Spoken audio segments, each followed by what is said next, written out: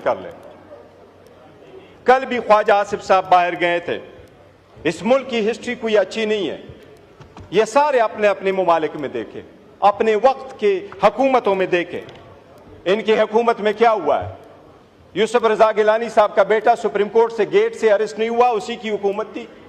वजीर आजम अपना बेटे को नहीं बचा सका, कौन लेके गया उसको? क्या था वो? मौजूदा हुकूमत में अगर इतनी ही पावरफुल है, ख्वाजा साद रफीक को किसने अपलोड करवाया? अगर ऐसा ही है तो राजा साहब से मैं पूछता हूं, राजा साहब, आपकी पार्टी वजीर आजम के हटाने के बाद जब सीएसी की मीटिंग हुई है, जनाब डिप्टी स्पीकर आपको अच्छी तरह मालूम है, रात को यह फैसला हुआ शहाबुद्दीन साहब कल वजीर आजम होंगे। उसके घर लोग चले गए, उसको उठाया, राजा साहब वजीर आजम होंगे। आज बताओ किसने आपको वजीर आजम बनवाया था? आपकी सीएसी की पार्टी की हकीकत चली थी। बताएं आप। काजमी साहब आपके रिलीजियस मिनिस्टर थे, आपकी ही हुकूमत थी। बताएं किसने उसको अरेस्ट करवाया था? आप बचा सके थे? यह ईवान कमजोर होता रहा है। बहुत अच्छी बात हो गई थी, हम इसलिए आगे की तरफ बढ़ना चाह रहे थे। ख्वाजा साहब ने कल प्रोटेस्ट किया था, हमारी वजह से नहीं।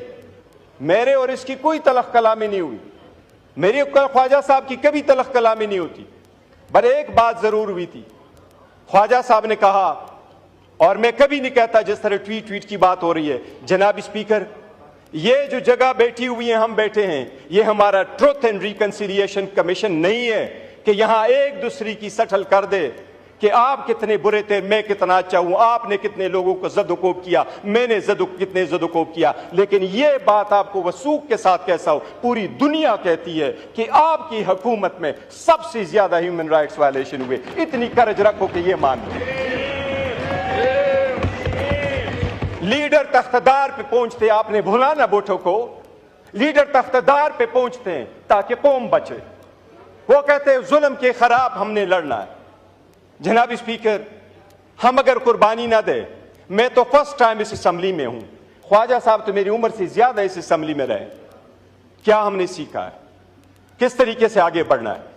ख्वाजा साहब को मैंने ये लफ्ज सिर्फ कहा, मैंने कहा ख्वाजा साहब, इस कमेटी में हम बैठे हैं, ये तो हमारी एक प्रपोजल थी। ये प्रपोजल सबसे पहले तो आपके अपोजिशन लीडर ने बनाया है। मैं इस बंदे को बड़ा दाद देता हूं। I am so proud of your legacy Umar, so proud of your legacy. ये लेगेसी है।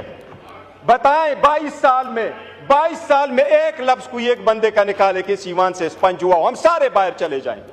इस ईवान